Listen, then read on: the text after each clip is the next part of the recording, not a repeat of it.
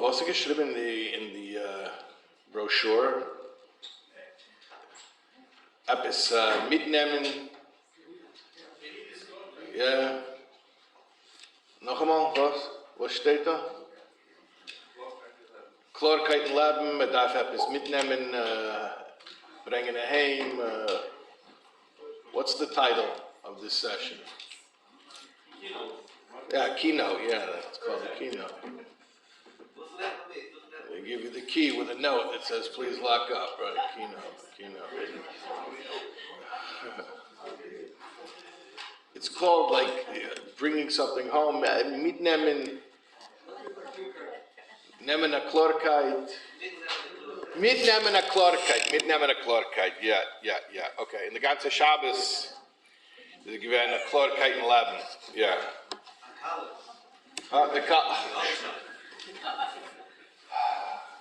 Bringing you with me. בהירות, mitnehmen a Klarkeit in Leben, b'chol תחומי החיים. He came up with the name. Oh, really? Yeah. Very Together good. with AI.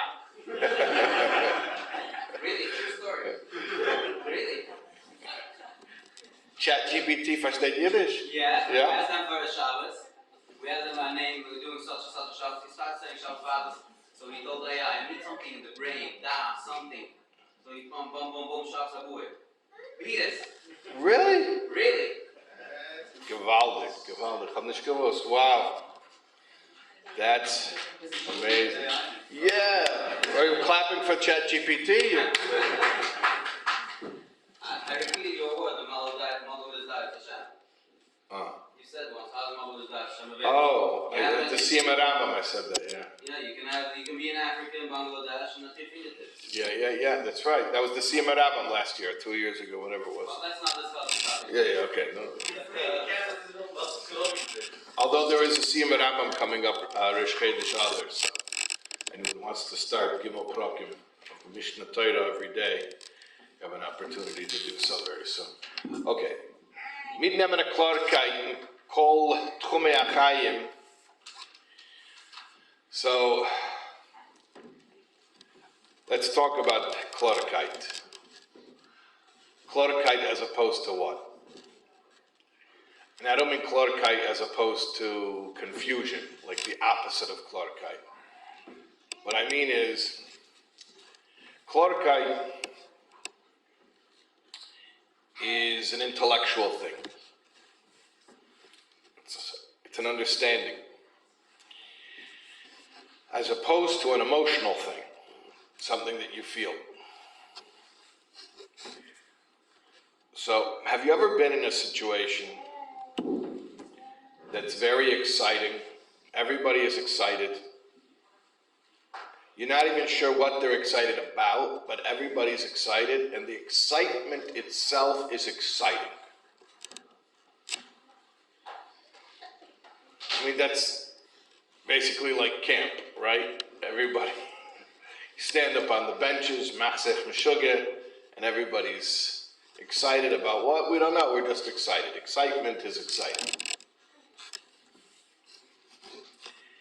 And then after it's finished, the whole excitement is gone. What are you left with?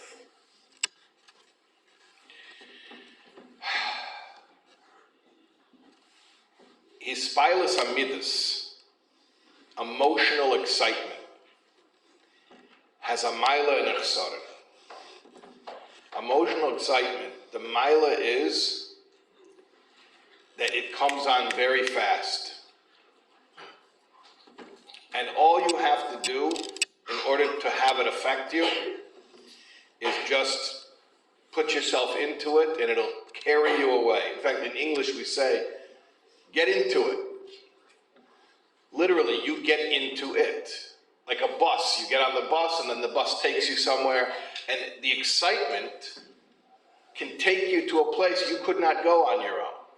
And that's the mila of it. The mila of it is, it works quickly, you just get into it, it takes you somewhere, it lifts you up. That's the mila of an emotional, exciting, inspirational type of situation. What's the chsaron? the exact same thing, just the flip side of it. The Maila is that it takes you quickly somewhere that you couldn't go on your own.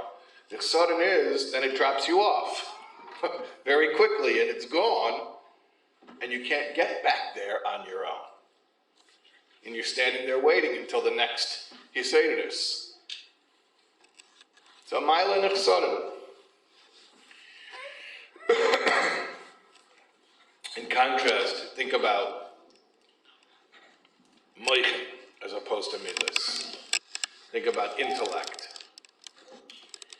It's the exact opposite. Have you ever been in a situation where somebody's saying something and you know that it's supposed to be deep, and maybe even the person who's talking about it is excited, maybe even some of the people also listening are also excited, but you don't understand what the guy's talking about, and so not only is it not exciting, it's very annoying. Some of you are saying, yeah, I know exactly the situation. I'm in that situation right now. This guy thinks this is interesting. I'm getting very frustrated.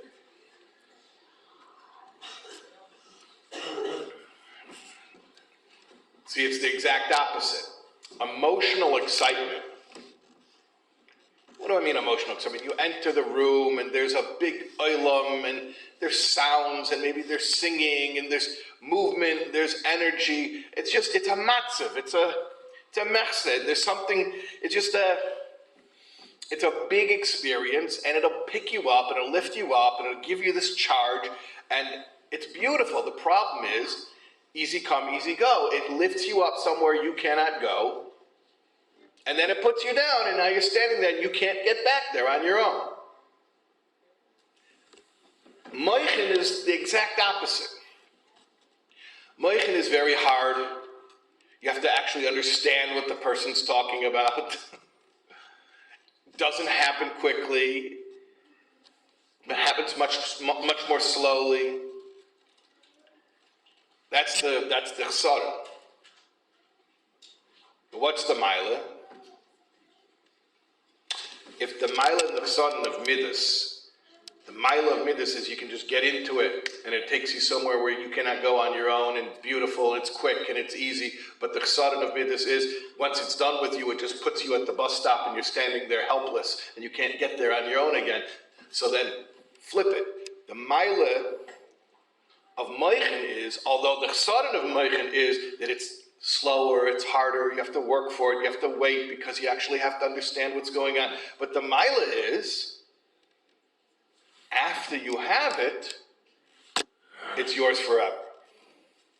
You cannot lose it. The Gemara in Kedushin, it asks, can a Talmid Chacham be moichel al kveidei? Because there's a svara to say that the Talmid Chacham's kavod is not his kavod, it's kavod HaTorah. What right does he have to be mevater on kavod HaTorah?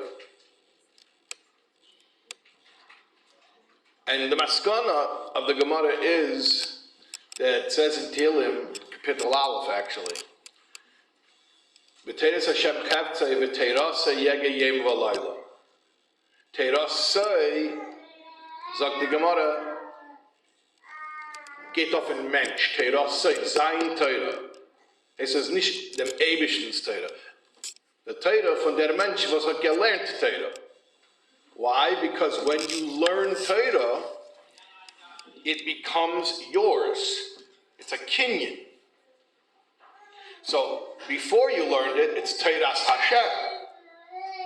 But after you learn it, Ube Teirasei, the person's Teira, Yega Yem V'Layla. And once it's yours, you can do whatever you want. So that's the difference between midas and seichel, between emotion and intellect. Emotion, it never belongs to you. You belong to it. You get into it. It's a vehicle. It takes you somewhere. Intellect belongs to you. It goes into you. It goes into you. And once you have it, you take it wherever you go. Once you know something, you can't unknow it.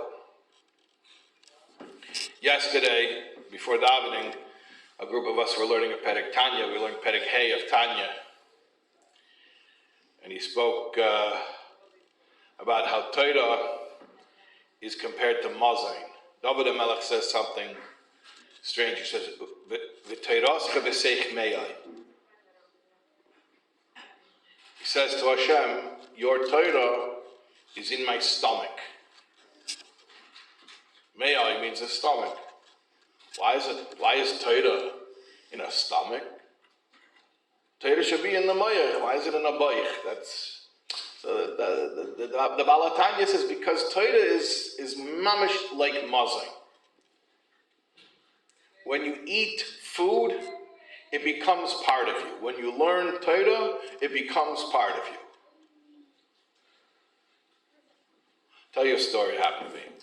I was at a Shabbaton, and you see, now I'm very makbid with starting with the minyan, ending with minyan, because I'm saying Kaddish right now, I'm in the Yor right now, and it's a whole new life. But my normal way is, take my time.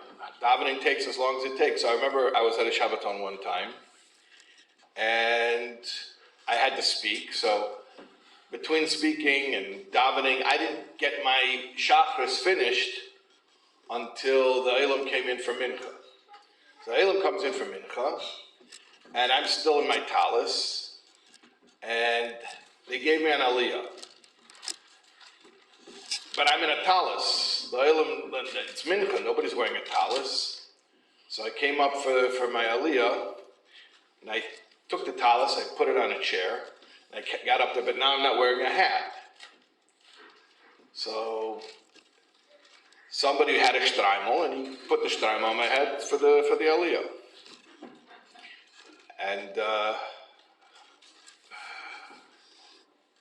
it was a very nice experience, by the way. It felt very good. It fit nice, nice weight. You could feel it. It's a hush of it. Just the weight of it, It's like not like. We need a picture of it. Yeah, well, see, the thing is, so it was Shabbos. So I said to the guy, it's a shod, it's Shabbos, there's no picture. Nobody's taking pictures. The guy says, you never know. Maybe, you never know who's taking unauthorized pictures. But the point is, so it was Shabbos, there's no picture of it. So I come home after Shabbos, and I said to my wife, do I look different? She says, no, why would you look different? Because today I was wearing a shtreimel, you can't tell. It didn't change me, I don't look different. You don't look different. But in contrast, I can tell you that I once went to another Shabbos. It was actually a whole resort. It was 4 days. And they have, what they serve in the tea room is like a regular meal for a regular Shabbaton. And what they serve for a meal is like 10 times more, a lot of food. And I came back from the 4 days in this resort and just lots of food. And I told my wife, I said, they had so much food there. I was eating the whole time. She says, I could tell. So I said, hold on a second, this is not fair. When I came back from the Shabbos, I wore the shtreimel, and you couldn't tell. Come back from the Shabbos where I'm eating food, and all of a sudden this you could tell? Why could you tell? Because something that you wear, you only have it while you're wearing it. And if you take it off, the effect is gone. So you get dressed up for the wedding, and then you come home, and you get dressed in normal clothes. You don't get credit for that the following day. You don't get to say, well, I dressed up for a wedding yesterday. Yeah, but now you're not dressed for a wedding. But if you eat a bunch of food, it's going to be recognizable the next day and the next day, and you're going to bring it with you. So this is what it means. If you have an inspiring experience. And I'm talking about a Yiddish inspiring experience, where there's a Hasidus, where it's exciting to be a Yid, where Kedusha feels exciting. But after the excitement, you have nothing. And you're left waiting for the next excitement. Because again, the Maila is it takes you where you can't go on your own. The Chsaron is the same thing, where you can't go on your own. So now you're just standing there, you're waiting for the next tish. But something that you learn, something that you know, that becomes you. It's like food. It becomes your flesh and blood. And you bring it with you wherever you go. So another way of saying this, this difference between midas and moichin, or inspiration and call it clorkite, you could call it dependence and independence. If you build your Yiddishkeit on excitement, you are causing yourself to become dependent. Because it comes from something outside of you. It'll always be outside of you. As long as you have access to it, you're okay, but you better not go far. You better not go on a trip. Because if you don't have access to the excitement and you can't produce it yourself, you're going to be in big trouble. However, if your approach to Yiddishkeit is not excitement, but Klarkeit, where you learn something, you understand something, it becomes part of the way your brain sees reality. Now you can go anywhere. Anywhere you go, you are bringing that with you. In other words, when you learn Torah, it's not just you know another piece of information. It's much more than that. When you learn Torah, it changes the brain with which you know everything else. So now, everything else you will ever experience, every relationship you'll have, every interaction you'll have, will be filtered through a brain which has been changed by the Torah that it learned.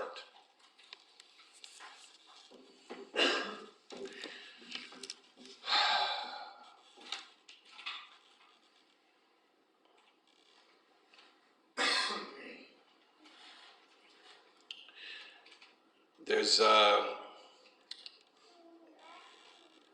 machlekes between the Medrash and the Gemara about bikurim, kisave ala aretz. When you come into Eretz Yisrael and you have to start giving bikurim, the first fruits. So one day is as soon as you come in.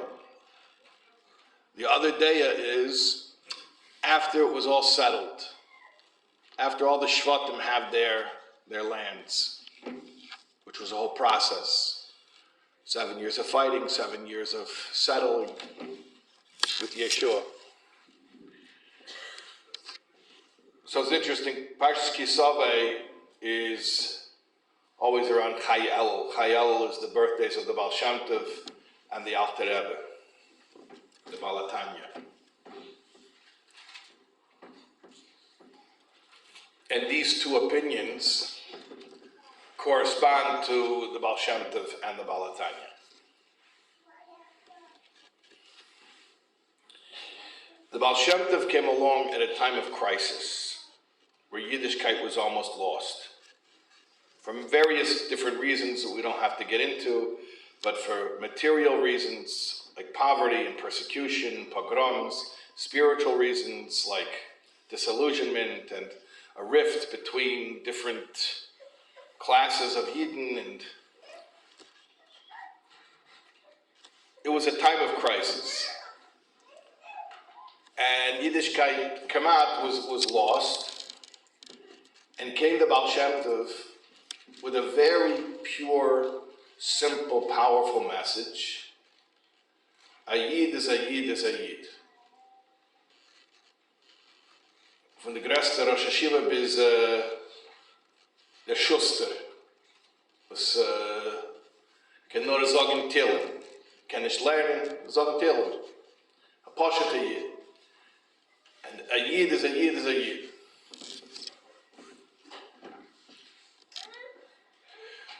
And this was a life-saving message. It saved the Jewish people, saved our lives. Begashmias and Beruchnias.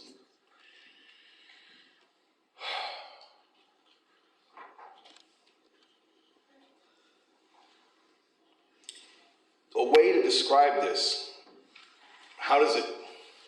what does this message mean? A way to describe it is the feeling that a child has knowing that you have a safe, loving home with safe, loving parents. In fact, the Baal Shem Tov even used to say, Amashal used to say, every Yid is loved by Hashem like an only child born to his parents in their old age. So that life-saving message was basically midos. It was emotional. It was safety. It was a good feeling, a safe feeling, security. It wasn't deep. The way the Baal Shem Tov explained the message was with kurze vertelach. He didn't, to his talmidim, he gave them the panemius. But the Baal Shem Tov, the way that it was taught to the masses was simple, pure, just a very warm, loving message. And it saved Yiddishkeit. Comes along 2 generations later, Talmid Talmidai from Baal Shem. Baal Shem Tov's Mamala Mekoymei, the Magid, had a Talmid, Rav Shner Zalman, Miladi, and he was also known as the Balatanya, was Miyased a derech called Chabad. What's Chabad? Chochmah bin Adas, Moichin. And what was the shitta of Chabad? Like the name implies, Havana Vasaga. You have to understand, you learn Pnimiyas HaTorah, you understand Pnimiyas HaTorah, you think about Pnimiyas HaTorah, meditation, and you internalize it into your mind, and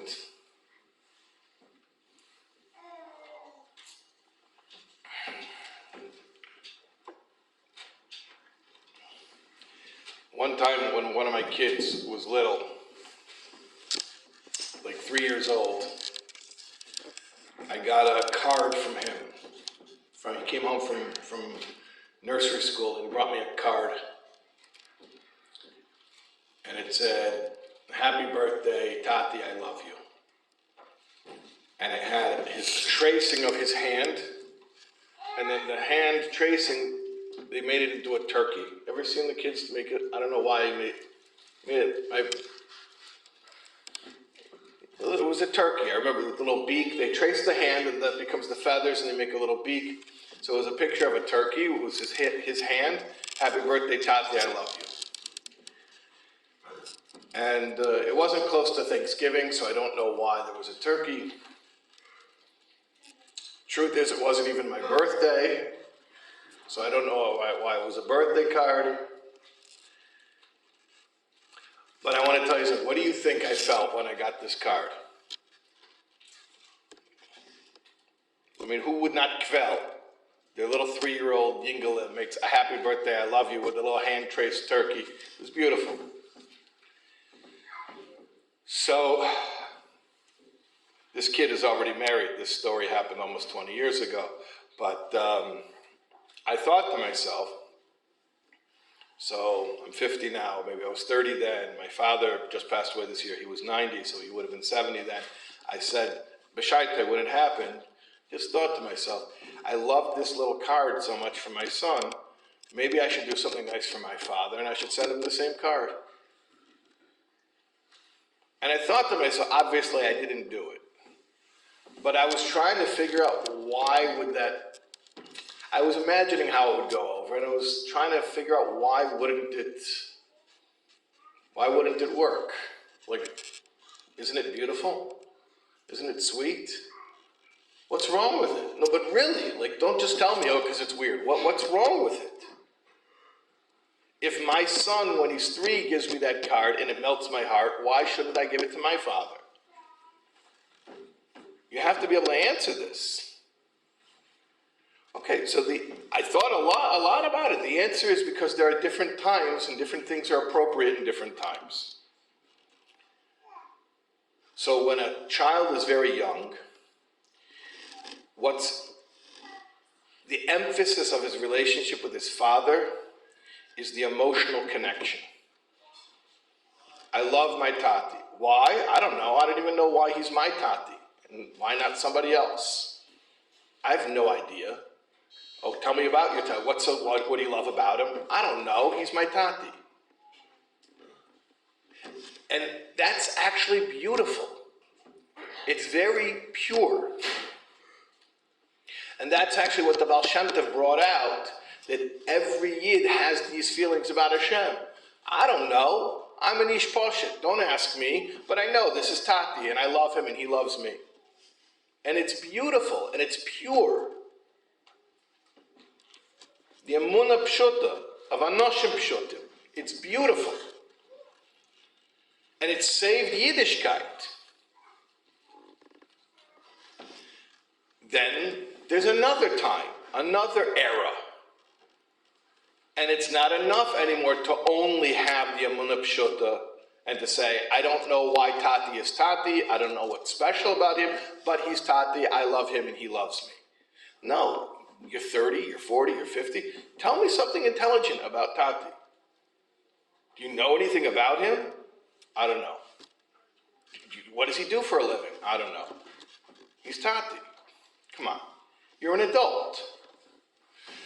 For an adult, what would be an appropriate card? If an adult, if a 30, 40, 50-year-old man wanted to write a card for his father's birthday, an appropriate card would probably be a letter. And in that letter, the son, the adult son, would probably say some specific things. Thank you so much for all the hard work, for all the sacrifice, for how much you supported us. Thank you for being there for me. Thank you for teaching me. He would give specific praise. And maybe even he would express some level of understanding, like, I never really understood your sacrifice for us, but now as I am a father, I can begin maybe a little bit to appreciate the sacrifice. Can I ever fully understand it? No, I can't fully understand it, but I'm beginning to understand a little. So that's like what the Alter Rebbe said. Kinderloch, it's time to grow up. And tell me about Tati. Do you know anything about him? Can you speak intelligently about him? Or is it just he's Tati? Because that's beautiful and sweet and pure and cute. But also, tell me something about him. You know nothing about him? So comes the language of Penimius HaTorah and gives us oisius to speak intelligently about Tati. Mali kol almin v'sevev kol almin v'kulei kame kolei chashiv. Start speaking intelligently about him. Can I ever fully understand him? No, of course I cannot fully understand him. He's unknowable. I'll never fully understand him. But I can begin. He surrounds all worlds. He fills all worlds. Everything compared to him is nothing.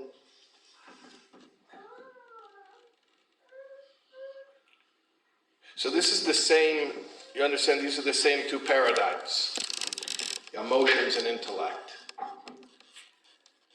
Emotions have their place. Perhaps you might say, at the beginning of our service of Hashem. That's how we connect. Why? Because it's easy. It's directly accessible. You don't have to work for it. And it has an effect. It does work. But if you stay there, if that's all it is, then you're not growing up. And you're remaining spiritually dependent instead of becoming spiritually independent. By spiritually independent, let me make very clear what I mean. By spiritually independent, I don't mean that chas v'shalom somebody says, I don't need Hashem. That's not what it means. It means the exact opposite. It means I need Hashem so much, I need to make sure that my relationship with Hashem is one that I can take everywhere. I can't be dependent where the only place I can find Hashem is in the Beis Medrash. I need to put Hashem inside of me, in my mind, in my brain, so every experience I have from now on will be seen, will be filtered, will be processed through a mind that sees things from Hashem's perspective. Because that's what Torah is. Torah is a person seeing things from Hashem's perspective. It's very simple. I was saying we were learning yesterday morning, Perek Hey of Tanya. In Perek Hey of Tanya it says, when you learn that if Ruvain would taina kach v'kach and Shimon would taina kach v'kach, Yia psak beinem kach v'kach, Reuven's going to say one argument, Shimon's going to say another argument. And the halacha is to paskin like this or like that. So the Baal HaTanya says, and this answers every question that every Cheder Yingle asks when he starts learning Gemara. Why is this practical? When will this come up? When did this happen? So the Baal HaTanya says, it's irrelevant. Even if this situation never happened and never will happen. The point is, now there's a situation that you know that if it were to happen, Hashem would have a specific opinion about it, and you know what it is. You understand that? If it were to happen, Hashem would have a specific opinion about it, and now you know what it is. And when you know what Hashem would say about a particular situation, that means that your brain is becoming more like Hashem. You are aligning your brain to think more like Hashem. You are seeing reality from a perspective, not as another creation within creation, but a perspective of the Creator. That's what Torah is. Torah lifts up a Yid to be able to look at life from the perspective of the Creator. And that's Klarkite. Because when you see things, when you're down in it, when you're just another created being within creation, you can't see very far and you can't see the big picture. But when you learn Torah and you're lifted up and you understand how Hashem looks at everything, now you see what things are for. Now you see the reason for things. Things start to make sense. So, I'm sure you understand the challenge that it's much easier to sell inspiration than it is to sell clarity. Inspiration is fun. Inspiration is easy. But it lacks a certain maturity, and at some point we have to grow up. At some point we have to say we are responsible to understand something about Tati. And that means we're going to have to learn something. And sometimes it's boring to learn. You know, the best teachers are not entertainers. They're not going to distract you with magic tricks the whole time. Okay, so there's an in of a milsa de b'dichasa to get things flowing, to create a sprach, to create a common ground. But real learning is not excitement. It's exciting after. After you hop, a week later, a month later, oh, jetzt ich verstehe. That's a certain time. But the process, it's not fun and games. It's not a party. But the problem with the party is once the party is over, you're stuck looking for the next party. You understand what I'm saying? A Yiddishkeit that's based on a matzav that makes you excited to be a Yid, you will forever be dependent on searching out the next matzav and the next. What do you do in between? And you can't go anywhere because you don't know how you'll react to it because you can't be trusted. But when you start to learn, and I want to speak directly to the women for a moment. While women have no chiyuv in limud Torah, meaning just sitting and learning Gemara just as a mitzvah unto itself, women have to learn everything that they need in order to be mekayim all of the mitzvahs. And among the mitzvahs is Avos Hashem and Yiras Hashem, Emunah.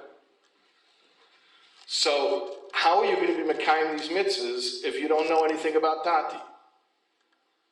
So really, if a woman has a shir kavua in Chassidus every day, that actually, it's not like a frumkeit, it's not like she's being extra, it's actually basic, that's actually minimum. And befrat, your children are going to ask you all the philosophical questions. Where does Hashem come from? Why is there a world? Why did Hashem create? What does Hashem want? What happens if you do a mitzvah? What happens if you don't do a mitzvah? Your child is asking, the Iker is asking the mothers these deep philosophical questions. Now you can give them a midais answer, which perhaps at a certain age is appropriate, or you can give them a moichin answer. And as they grow up, they really deserve more of a moichin answer. And if they don't get it from you, then either they decide that there is no moichin answer, that there's nothing very deep about Yiddishkeit, and you know where that can lead. Or they just accept, okay, so this is what we are, we're middays Yidden, it's all about the excitement, and they become dependent on things outside of themselves as well. Which means, again, you can't really trust them to go anywhere. They can really only be trusted in a very sheltered, very tightly organized, maintained type of situation. And if they're ever presented with anything new or unexpected that they haven't encountered before, they have no idea what to do.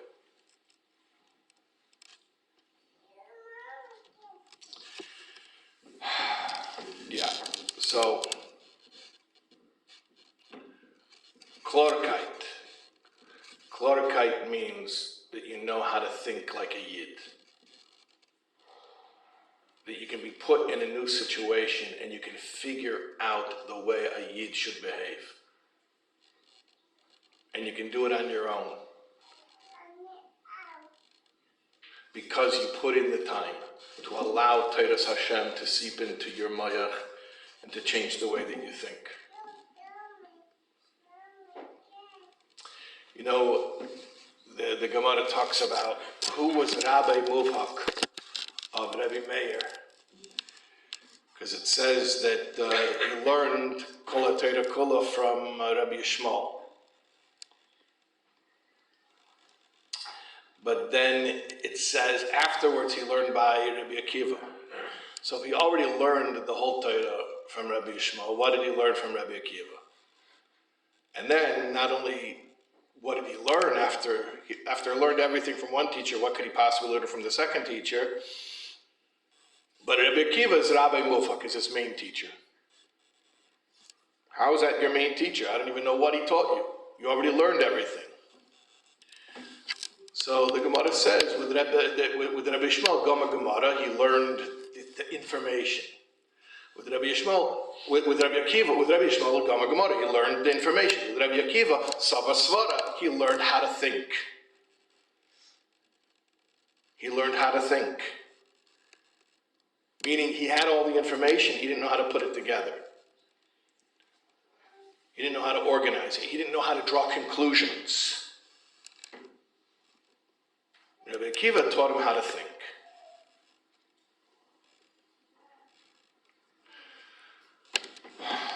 Knowing how to think means that you can figure stuff out. And now you can be trusted. I mean, you still have a Yitzhahara, you still have a Chedach, okay? Obviously, you have to sich abhitten.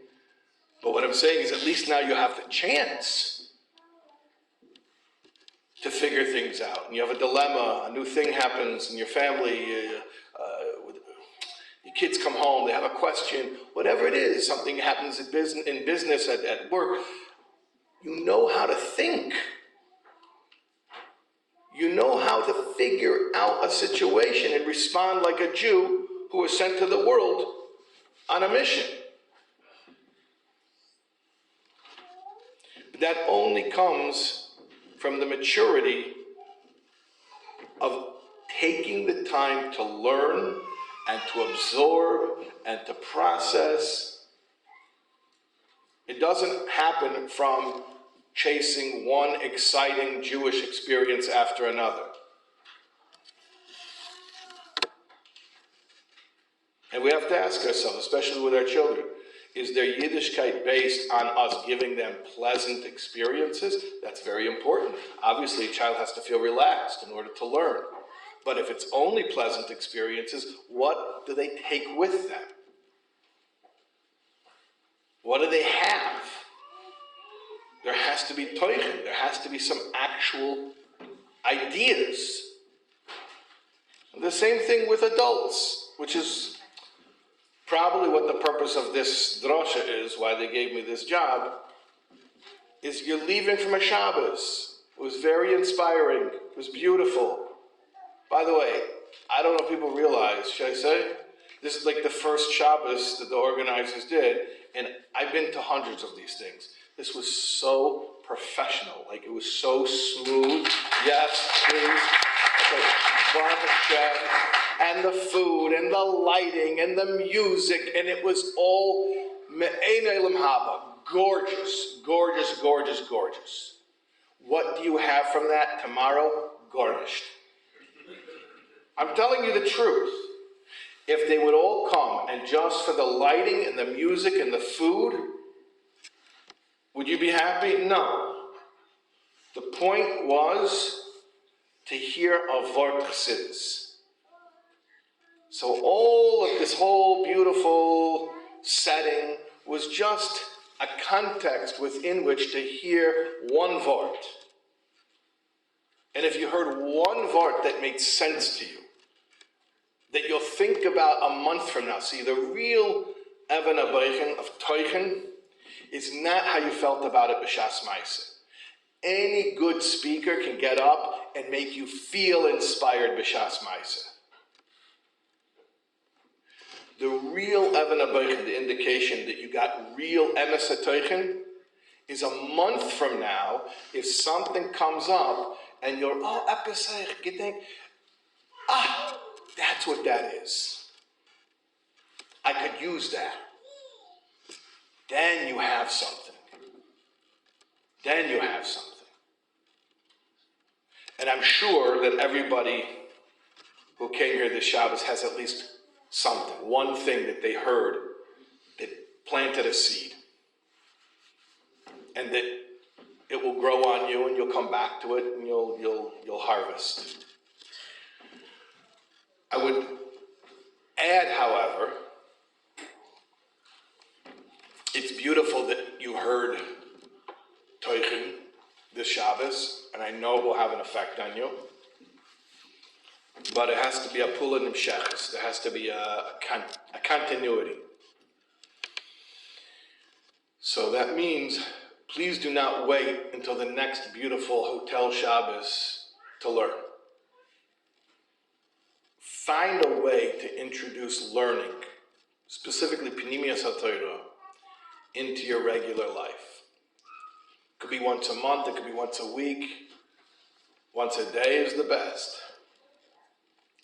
But introduce a regular time, a regular shiur, maybe make a chavrusa, maybe someone you met at the Shabbos, make up to get together, and we'll once a week we'll get together and we'll learn a Perek Tanya, whatever it is, and it could be any sefer really that you want. That's not the point. The point is it has to be learning. It has to be teichen, where you discuss it and you understand it.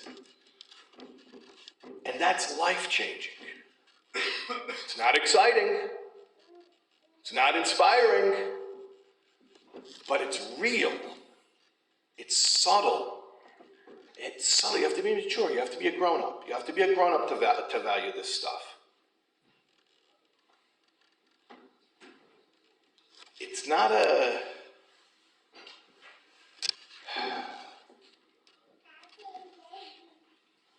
It's not a concert. It's not a performance. It's one vart that makes sense, that gets into your head and starts to work, starts to rewire your brain. And then you go into your life and you see you're experiencing things in a whole new way. Everything else that you experience has been touched by this new information that you have, that you've absorbed.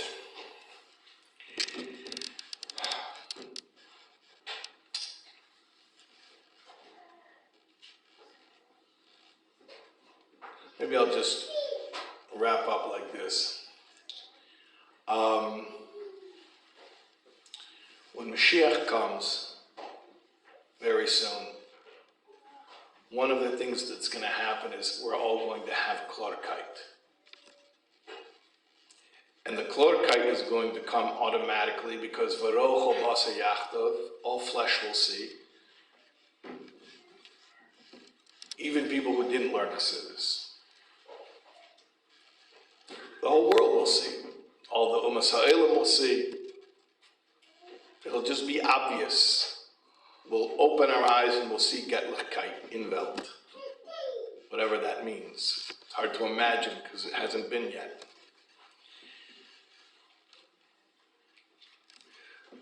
So they asked the Tzemach Tzedek, Chassidim asked the Tzemach Tzedek, the Einikol of the Balatanya. Being that when Mashiach comes, everyone's going to see all of this stuff. So why do we have to learn it now? It's a good question. So he said, because when Mashiach comes, the people who learn Chassidus before Mashiach will look and they'll say,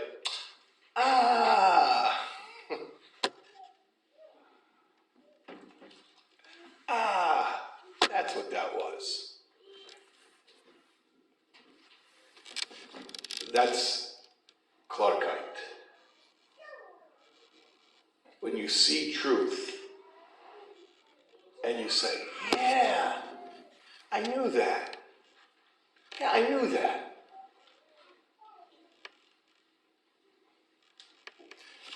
When you are in a place where truth makes sense, it feels familiar instead of foreign, that's when we're aligned with Hashem. So, as much as possible, we were given a gift even before Mashiach's coming. It's like we have Teyameh on Erev Shabbos. Right now is Erev Shabbos, it's Friday afternoon. We can taste some of the Shabbos food. We can start to see truth that Eined Melvadai, that we don't have to run after the world, we don't have to serve the world, that the Eibush is in charge, Hashem is taking care of us, that we can relax, we can surrender to Him, that we never have to be afraid of doing the right thing because Hashem will always make sure that in His world, that His will will always be done. Nothing can stop Hashem's will in His world. All of these concepts that learning Pnimis HaTorah makes so clear to us, we can start to make that our reality. And it's not an exciting feeling. It's a very settling feeling. It's a very safe feeling. It's a feeling that I can be present. I'm in the right place. Hashem is creating the world something from nothing at this very moment. Everything's the way that it needs to be. All I need to do is just open my eyes and just look around because Hashem is orchestrating it all. It's that feeling of being at peace. It's serenity. It's being comfortable with yourself, your whole self, not fragmenting parts of yourself and pushing them off into dark corners because you don't know what to do with them. Chassidus comes and brings Keynote, which means everything can be aligned to Hashem's Ratzon. We could work with everything, Nefesh Elokis and the Nefesh Abamis, Ruchnius and Gashmius. It all has a place. There's a system for understanding it all. There's no part of the world, there's no part of yourself that we have to be afraid of. Keynote means I know what's what, I know where to go, I know what's useful, I know what's useless. Useless means something that can't be used in serving Hashem. Okay, so you don't be afraid of it, just ignore it, you leave it alone. It's not part of your life, fine.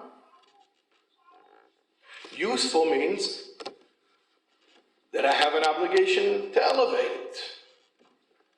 And Hashem only made it so that it should serve Him. But all of this comes from just understanding the basics. Why are we here? Why did Hashem make a world? How do we achieve the purpose of the world? How are we a part of it? How are we necessary? What do our mitzvahs do? Why did the neshama have to come to the world when it's such a difficult place for the neshama? All of these things, we get Keynote about this, and it brings us peace. Really, the main thing that I hope everybody takes from the Shabbos is just a feeling that you can breathe. That Baruch Hashem, we have a Torah, we have direction. We don't have to be nervous, we don't have to be scared. We can live life. We can have confidence. We can be leaders. We have answers. We have answers. It's an amazing thing that the Eibishter shared with us. And we can conquer the world for goodness. We can literally change the whole world to be a place that's good for everyone. This is what we're here for. To transform the world. To make a world, okay, the Gashmias, it means peace and prosperity and all these things. All the Gashmias b'shefa,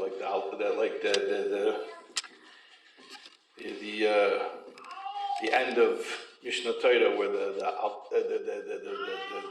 Rambam speaks about what's going to be when Mashiach comes, and he gives it in Mishnah Torah. He's speaking in terms of halacha, so he's speaking in very gashmistic terms. But like in the Tanya, the Alter Rebbe, when he speaks about it in Dirba Tachtenim, Perek Lamed Hey, Lamed Vav, Lamed Zayin, so Alter Rebbe is talking about Gilu Elokos. But one thing is, it's one thing. When the Eibishter is revealed in the world, obviously people are going to be at peace with each other, and everything's going to be in abundance.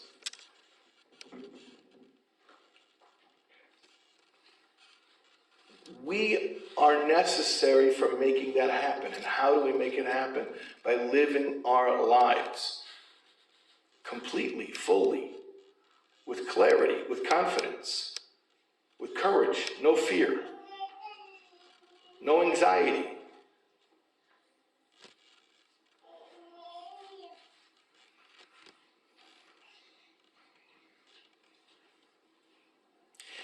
I also hope that if you can take this home, that you'll notice with your children, that your children feel more comfortable. If your children start feeling more relaxed,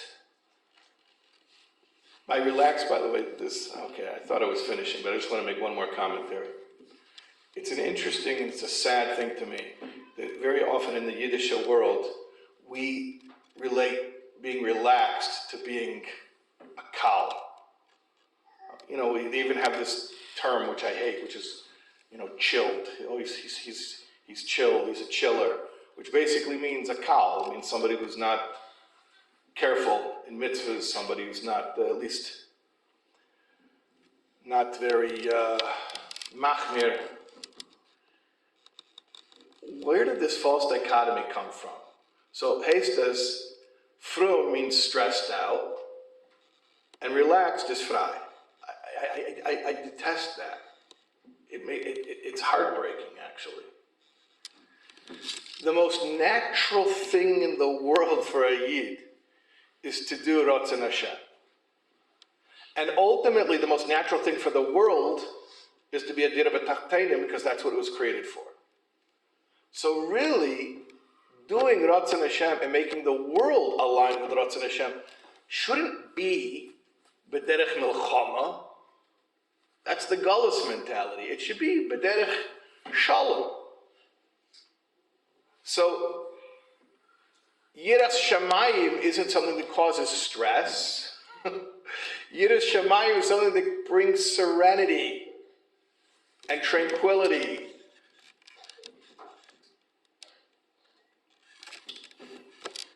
That's what I hope that you bring with you. So Shabbos is a time of tranquility because you're not allowed to do anything. As much work as you have left to do comes Shabbos and you're done. You're not allowed to do any more work. Mashiach is called Shabbos, Yom Shekulei Shabbos, because not that you're not allowed to finish your work, there is no more work to finish. Tasting Shabbos food before Shabbos, meaning Toras Habal Shem Tov, Pnimius HaTorah, Toras HaChassidus that we're learning now before the coming of Mashiach, is Shabbos. It's peaceful. On Shabbos, you just be. You don't have to do anything, you just be, just show up. Just show up, and everything just, kind of like this whole Shabbos fell together. People don't know behind the scenes how many miracles came into making the Shabbos fall into place so seamlessly.